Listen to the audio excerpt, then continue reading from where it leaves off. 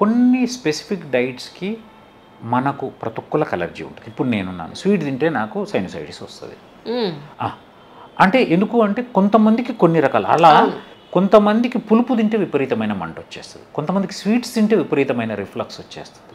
So ఇవన్నిటికీ కారణం ఏంటంటే ఇప్పుడు పప్పు కూడా కొంతమందికి ఈవినింగ్ ఎస్పెషల్లీ సాంబార్ తింటే విపరీతమైన రిఫ్లక్స్ ఉంటుంది. మీరు బాగా గమనించండి, సాంబార్ దోశ నైట్ తిని చూడండి రిఫ్లక్స్ వస్తుంది.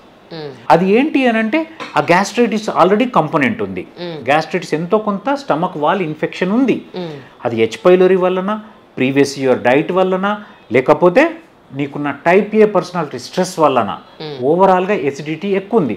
ఈ ఎసిడిటీ ఉన్న దాంట్లో మీరు మళ్ళీ కొంచెం ఇరిటేటింగ్ ఫుడ్ వేస్తున్నారు, రైట్, కాబట్టి రాదు. అదే చిన్నప్పుడు రాలేదే, వచ్చిందా? చిన్నప్పుడు రాదు. ఇప్పుడు ఏంటంటే దాన్ని పాడు చేసేసినావు. రూమ్లో లోపల గోడలు ఖరాబ్ అయిపోయినాయి కాబట్టి ఏ కొంచెం వేసినా గలీజుగా కనపడుతుంది. కాలధర్మం ప్రకారము, అదే సత్యం నిత్యము కానీ ధర్మం కాలధర్మం అని చెప్తాం కదా. సత్యం నిత్యం అంటే అది ఎప్పుడు ట్రూత్ ఈజ్ ట్రూత్, దాన్ని మార్చలేం. బట్ ధర్మం అనేది మారుతూ ఉంటుంది. అలా మారుతున్న ధర్మం కాలధర్మం కావచ్చు, ఋతుధర్మం కావచ్చు, ప్రకృతి ధర్మం కావచ్చు, అది ఏదైనా కావచ్చు. సో ఆ ధర్మంలో భాగంగా ఒక్కొక్క జనరేషన్కు 13 to 15 years జనరేషన్. సో జనరేషన్కు కాలమాన పరిస్థితులను బట్టి మనుషుల మనస్తత్వాలు, వ్యక్తిత్వాలు, స్ట్రెస్సు, పని విధానాలు అన్నీ మారిపోతున్నాయి. సో దానివల్ల ఆలోచన విధానాల్లో చాలా తేడా వచ్చింది. అది ఎంత తేడా అంటే ప్రతిదాన్ని డౌట్ పడే విధం, ప్రతిదాన్ని భయపడే విధం, ప్రతివాన్ని అంటే వీడు దొంగేమో అని చూసే విధానం. అంటే ఇండైరెక్ట్గా నెగిటివిటీ అనేది ఎక్కువైంది, ఇజంట్ ఇట్? ఆ నెగిటివిటీ అయినప్పుడు మన బ్రెయిన్లో హార్మోన్స్ ఉంటాయండి. పాజిటివ్ హార్మోన్స్, హ్యాపీ హార్మోన్స్ కొన్ని ఉంటాయి, నెగిటివ్ హార్మోన్స్ కొన్ని ఉంటాయి. సో ఆ బ్యాలెన్స్ మారుతున్నప్పుడు నెగిటివ్ హార్మోన్స్ పెరుగుతున్నాయి. ఆ నెగిటివ్ హార్మోన్స్ అనేవి యాసిడ్ ప్రొడక్షన్, గట్ మొటిలిటీ, మిగతా అన్ని హార్మోన్స్ని ఇన్ఫ్లుయెన్స్ చేస్తుంది. నీ ఆలోచన విధానం బ్రెయిన్లో హార్మోన్స్ ప్రొడక్షన్ మీద ఇన్ఫ్లుయెన్స్ చేస్తుంది. అవి గట్ మొటిలిటీ, గట్లో ప్రొడ్యూస్, ప్యాంక్రియాస్ నుంచి వచ్చే హార్మోన్స్ని, లివర్లో తయారయ్యే హార్మోన్స్ని ఇన్ఫ్లుయెన్స్ చేస్తుంది. సో అందుకని ఒక్క చిన్న ఆలోచన నీ మొత్తం జీర్ణ వ్యవస్థ మీద, నీ గుండెలో జరిగే రక్త ప్రసరణ మీద, అన్నిటి మీద ఎఫెక్ట్ చూపిస్తుంది. కరెక్ట్, ఇది link. So it is all hormonal linking. నీ థాట్ ప్రాసెస్ ఏదైతే గుడ్ అండ్ బ్యాడ్ హార్మోన్స్ ఏవైతే బ్రెయిన్లో ఉన్నాయో, హ్యాపీ హార్మోన్స్, సాడ్ హార్మోన్స్ అని ఏవైతే ఉన్నాయో వాటిలో బ్యాలెన్స్ని మార్చేసింది. ఏ మీటర్ పెరిగితే ఆ మీటరు దాని లీనియేజ్ని ప్రొడ్యూస్ చేస్తుంది. ఆ లీనియేజ్ అంటే ఇది బ్యాడ్ ఉంటే, ఇప్పుడు మా అమ్మ నాన్న బ్యాడ్ ఉంటే నేను బ్యాడ్ ఉంటాను. మా అమ్మ నాన్న అంటే వేగ్గా చెప్తున్నాను. లేకపోతే నీ సర్కమ్స్టాన్సెస్ బ్యాడ్ ఉంటే నువ్వు కూడా part of bad. Correct. So అట్లా తనకు తోచింది చేస్తుంది. అది అంటే థాట్ అనేది అన్నిటికీ మించి. ఒకప్పుడు ఎప్పుడో చెప్పేవాళ్ళు కదా, so Swami Vivekananda, I believe in him. So ఆయన చెప్పినట్టు your thought, that is the main feed. మన ఫుడ్ గట్ హెల్త్కి ఫుడ్ ఎట్లా ఇంపార్టెంటో హోల్ లైఫ్కి నీ థాట్ మాత్రమే ఇంపార్టెంట్. ఆ థాటే అన్నిటినీ ఇన్ఫ్లుయెన్స్ చేస్తుంది. స్ట్రెస్ అన్న ఇప్పుడు టైప్ ఏ పర్సనాలిటీకి బ్రెయిన్ స్ట్రోక్ ఎక్కువ వచ్చే అవకాశం ఉంటుంది, హార్ట్ స్ట్రోక్ వచ్చే అవకాశం ఉంటుంది, ఎసిడిటీ ఎక్కువ ఉంటుంది. నో నో నో నో మీరు చెప్తుంటే నా కోసమే చెప్తారు. లేదు కాదు, మీరు చెప్పింది correct sir. You may be perfectionist. అంటే టైప్ ఏలో కూడా నెగిటివ్ పర్సనాలిటీస్ ఉంటాయి, పర్ఫెక్షనిస్టులు ఉంటారు.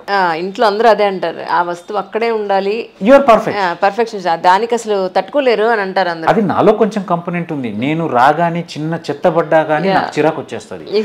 ఆ కుండి కూడా కొంచెం ఉండాల్సిన ప్లేస్ ఉండకపోతే అది అర్థం కాదారా గాడు ఉండొద్దు అని అంటుంటారు. అంటే these are all perfection traits అంటారు. ఇందులో చాలా ట్రేట్స్ ఉంటాయి. But we are worried about negative traits. We are not negative traits, 100% we are not negative. You are not a negative trait.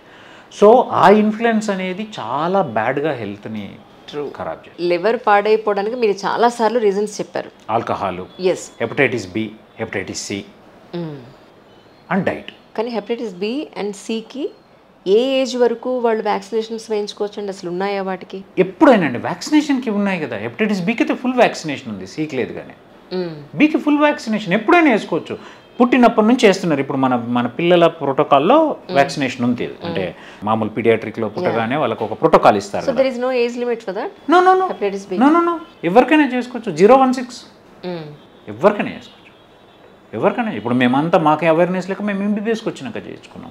కొంతమంది సిస్టర్లు పాపం వాళ్ళ సిస్టర్స్కు అంటే ఈ ప్రొఫెషన్కి వచ్చేంత వరకు తెలియదు.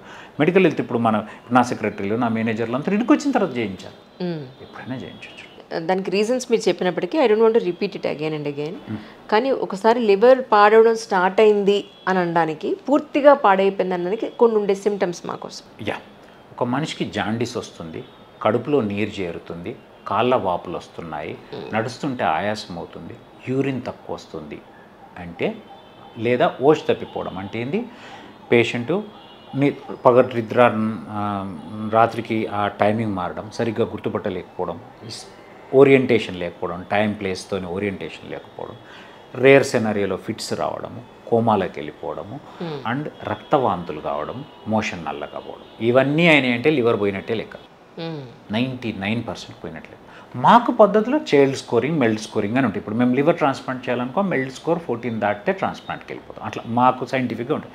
బట్ లే మ్యాన్కి ఏంది, జాండీస్ రావడము, కాళ్ళ వాపులు, కడుపులో నీరు చేరడం, రక్త వాంతులు కావడం, మోషన్ నల్లగా కావడం, ఓష్ తప్పిపోవడం. ఓష్ అంటే మా తెలంగాణలో ఓష్ అంటాం, స్పృహ తప్పిపోవడం.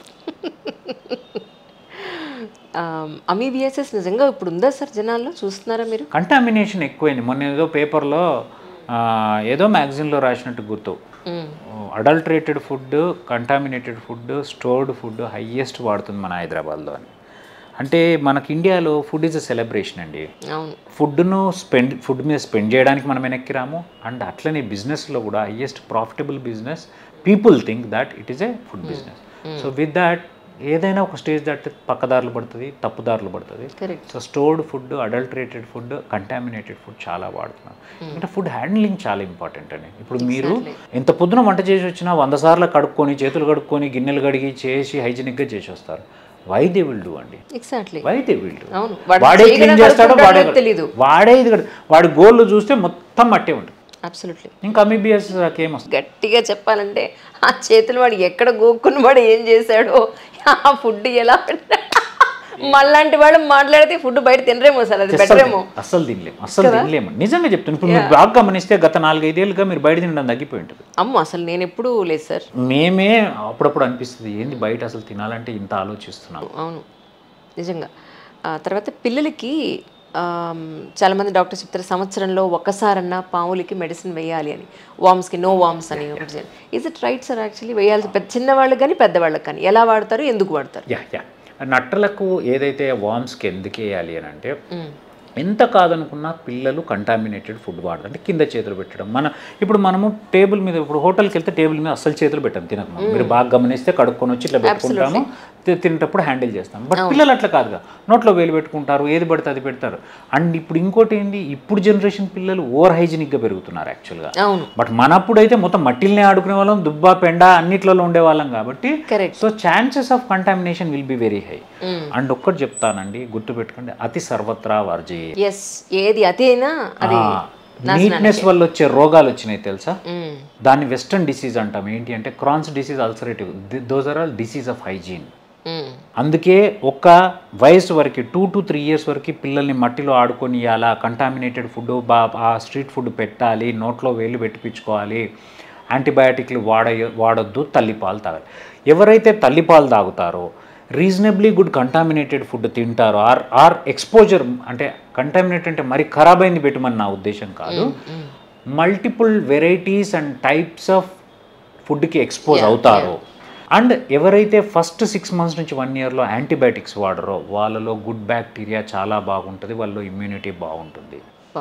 It is a cross talk అండి. నువ్వు ఇచ్చే ఫుడ్ పోగానే ఫస్ట్ టేస్ట్ చేసేది నీ బ్యాక్టీరియా. ఆ బ్యాక్టీరియా మ్యూకోజా, గట్ మ్యూకోజాకి చెప్తుంది ఏం తీసుకోవాలా, ఏం తీసుకోకూడదు, ఏది అబ్జార్బ్ చేసుకోవాలో, ఏది అబ్జార్బ్ చేసుకోవద్దని. సో ఒక మనిషి, ఒక నలుగురికి సేమ్ ఫుడ్ ఇస్తే ఒకడు లావు ఎందుకు అవుతుండు, ఒకడు లావు ఎందుకు కావట్లేదు అని అంటే, అదృష్టము, మా అయ్య, మా జీన్సు అనేదానికంటే కూడా దాంట్లో ఉండే క్రాస్ టాక్లో డిఫరెన్స్, బ్యాక్టీరియాలో డిఫరెన్స్. అదే దాన్ని వాడి బ్యాక్టీరియా మంచి బ్యాక్టీరియా ఉంది తీసుకోవద్దని చెప్తుంది, నీలో చెడు బ్యాక్టీరియా ఉంది తీసుకోమని చెప్తుంది. కాబట్టి అది ఎనర్జీగా కన్వర్ట్ అయ్యి ఫ్యాట్గా స్టోర్ అయ్యి నువ్వు లావ్ అవుతున్నావు, వేరేడు లావ్ కావట్లేదు. So it is a cross talk between your food, your bacteria, your gut mucosa. Then ఈ మూడిట్లో బ్యాలెన్స్ రావాలి అని అంటే తినే తిండిని ఆలోచించాలి, గట్లో ఉండే మైక్రోబియం గురించి ఆలోచించాలి, మ్యూకోజా ఎట్లాగో నువ్వు హెల్తీగా ఉంటే మ్యూకోజా హెల్తీగా. నేను ఒక్కొక్క ఎక్స్ట్రీమ్ కేసెస్లో నేను చూస్తున్నానంటే బొడ్డు తీసేస్తున్నారండి అని చెప్తారు. ఎలాంటి పరిస్థితుల్లో బొడ్డు లేకుండా తీసేస్తారు?